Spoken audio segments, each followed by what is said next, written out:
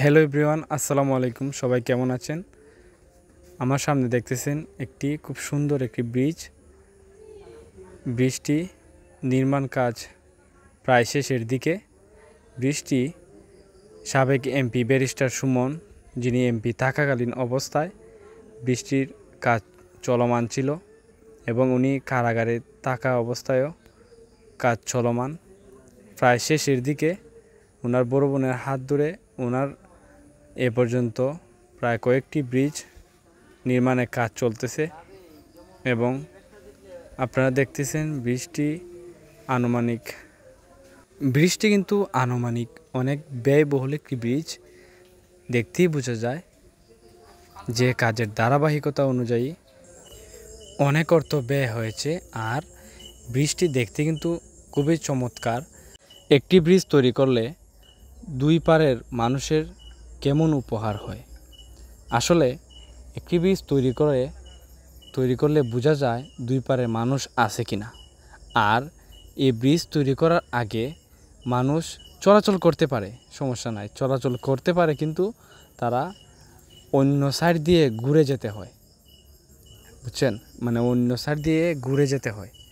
আর এই ব্রিজটা তৈরি করাতে ঘুরে যেতে হবে না, সোজাসুজি মানুষ এপার থেকে এপারের সংযোগ আবার তৈরি হয়। আগে একটি ব্রিজ ছিল, মানে ভাঙা ব্রিজ ছিল। আর সাবেক এমপি ব্যারিস্টার সুমন জেলে থাকা অবস্থায় কিন্তু ব্রিজের কাজ চলমান রেখেছেন। আর উনি এমপি হওয়ার আগেও ৪৯টি ব্রিজ করেছেন।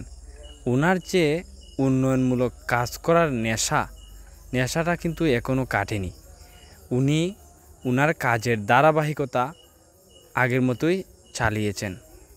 আর নিজস্ব অর্থ ব্যয় করে বিভিন্ন জায়গায় ব্রিজ নির্মাণ এবং বিভিন্ন মানুষকে সুযোগ সুবিধা দিয়ে থাকেন। আর একটি ব্রিজ করলে বিভিন্ন উপকার হয়।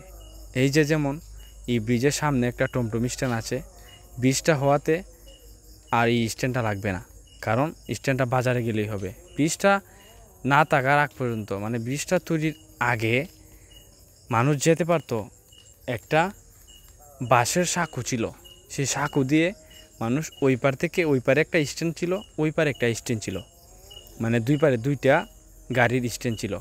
এখন কিন্তু মানুষ আর মানে দুর্ভোগে পড়তে হবে না, তারা সোজাই বাজার থেকে ডাইরেক্ট মানে তাদের গন্তব্যস্থানে যেতে পারবে। আর সাবেক এমপি ব্যারিস্টার সুমনের বিভিন্ন উন্নয়নমূলক কাজের অভিজ্ঞতা আছে এবং সেই অভিজ্ঞতা অনুযায়ী ওনার কাজের যে ধারাবাহিকতা, সেই ধারাবাহিকতা অনুযায়ী উনি কিন্তু ওনার কাজ চলমান রেখেছেন। আর এই ব্রিজটা কিন্তু দেখতে খুবই চমৎকার, আর দেখতেও খুব জাঁকজমক। ব্রিজের কাজ কিন্তু শেষ হয় না এখনও।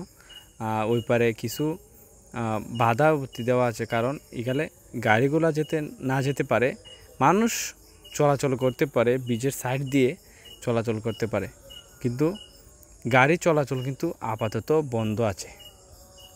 গাড়ি চলাচলটা এখন করলে কিন্তু হবে না, ব্রিজের সৌন্দর্যটা নষ্ট হয়ে যাবে।